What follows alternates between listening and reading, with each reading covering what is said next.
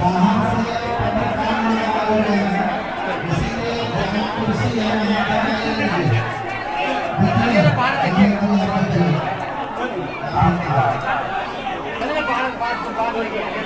पर एक माफियाओं का वर्चस्व हो गया है।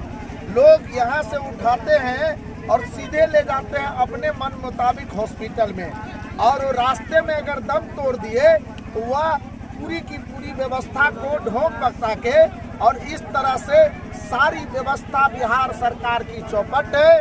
हमको लगा कि अगर हमारी संपत्ति बेचकर भी गांव देहात में अगर एम्बुलेंस दिया जाए तो आम गरीब किसान मजदूर के जान को बचाया जा सकता है। आप लगातार जो है ऑक्सीजन का सिलेंडर बांटते रहे, पूरे कोरोना काल हमने देखा था। जब सरकार सो रही थी, सिस्टम सो रहा था, उस समय में आप सक्रिय थे, तो क्या लगा कि ये कोरोना टाइम में जो है वो पूरा फेल है सरकारी सिस्टम जो है स्वास्थ्य का, वो यादें अभी भी है? पत्रकार महोदय, मैं आपसे हमारी बात भी हुई थी उस समय में। ऐसा लग रहा था कि हमारे परिवार के लोग भी हमें छोड़ दिए।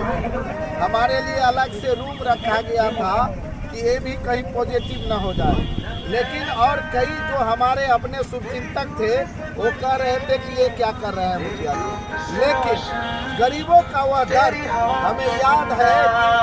हमने सैकड़ों, यहाँ तक कि पत्रकार महोदय हाजीपुर वैशाली के लोगों को मैं यहाँ ला के ऑक्सीजन दिया, और आज भी हमारे घर में उस समय में पैसा नहीं था, हमने अपना जो हमारा चेन था उसको बेचकर हमने ऑक्सीजन खरीदा था, और उसी का परिणाम हुआ कि आप आज जो देश और दुनिया में जो ऑक्सीजन के माध्यम से जो इस बैरा का नाम आया, यह तमाम चीज उस गरीबों की और आत्मा की पुकार। जो यहाँ एम्बुलेंस देखा जा रहा है, यहाँ क्या आयोजन का क्या मकसद क्या था? मैं आम आवाम से त्रिस्तरीय पंचायत के चुनाव के समय में हमने अपने आम आवाम गरीब मतदाताओं से मैंने प्रण लिया था कि मैं चुनाव जीतने के बाद 26 जनवरी को हम एम्बुलेंस देंगे, जिससे गरीब और देहाती क्षेत्र में इलाज की सुविधा हो। जहां से सरकार का सिस्टम फेल होता है वहां से मैं सिस्टम चालू करूंगा।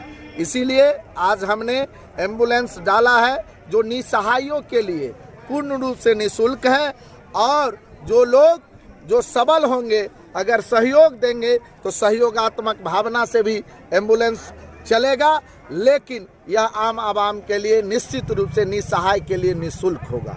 यह पहला कार्यक्रम था। दूसरा कार्यक्रम था कि दूर देहात क्षेत्र में पुस्तकालय का बहुत बड़ा अभाव रहता है, उदाहरण स्वरूप मिलता है। तो आज हमने यहाँ एक पुस्तकालय का भी, जो बैरा पंचायत का प्रधान कार्यालय है, वहाँ प्रतिदिन अब अखबार भी आएंगे, और जो यहाँ पर जो पुस्तक है वो आज लगा दिया गया है। और जो कोई भी लोग अगर जो पुस्तक पढ़ना चाहते हो, यहाँ एक मेरा बुकलेट रहेगा, उस पर लिख देंगे, उनको हम 10 दिन में पुस्तक उपलब्ध करा देंगे। वो पुस्तक को घर भी ले जा सकते हैं। फिर यहाँ एक टाइम बाउंडिंग होगा, उतने दिन में पुस्तकालय में पुस्तक को वापस कर देना है। सर, ये चूँकि अंतर्राष्ट्रीय बॉर्डर सीमा यहाँ लगती है और युवकों में भटकाव सा आ गया है, चूँकि जिस तरह से नशा का तरफ लोग यहाँ के नवयुवक जा रहे हैं, यहीं के नहीं पूरे बॉर्डर इलाका के, उसके लिए आपके तरफ से क्या पहल की जा रही है खैरा पंचायत की तरफ से? सबसे बड़ा बात है कि मैं एक चुनाव के समय में भटकाव को, नौजवानों को भटकाव रोकने के लिए मैंने कहा था बेरोजगारी चरम सीमा पर है, तो बेरोजगारी दूर करने का कई साधन है। सरकार की इस दिशा में कोई पहल नहीं है। उद्योग लगाना, उद्योग तो लगेगा नहीं। सेना में जो बहाली होता है उसके लिए नौजवानों को हम तैयार करते हैं। खाली दिमाग शैतान का। तो हम नौजवानों के बीच में हमेशा एक ऐसी व्यवस्था चाहते हैं कि वह हमेशा व्यवस्था से जुड़े।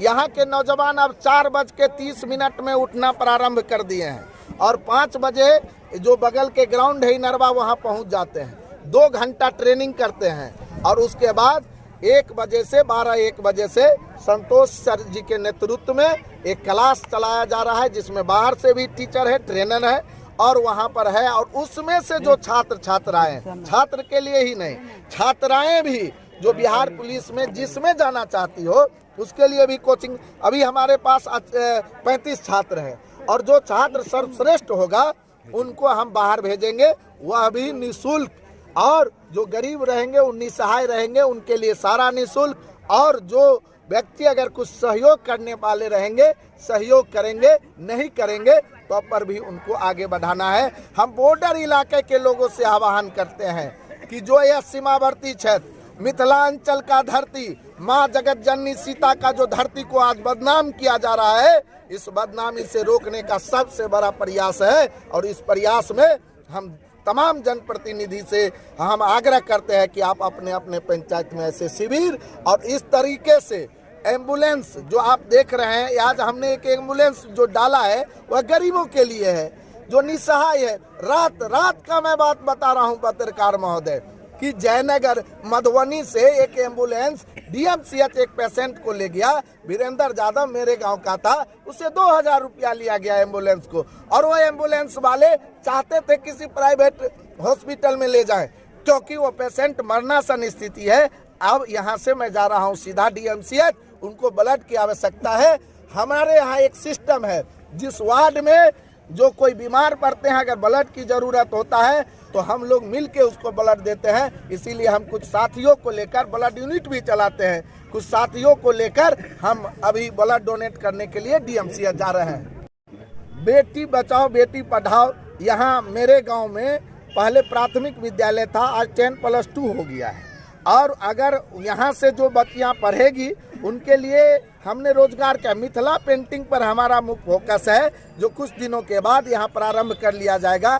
बड़े बड़े ट्रेनर से बात हो रही है, और समूह महिलाओं का समूह, बच्चियों को समूह मिला के उनको हम ट्रेनिंग कराएंगे और छोटा छोटा रोजगार को स्थापना करेंगे। और जो बच्चियां हमारे यहाँ पढ़ना चाहते हैं, जहां तक पढ़ेगी, हमसे जो भी मदद पड़ेगा इस इलाके के बच्चियों के लिए मैं करूँगा।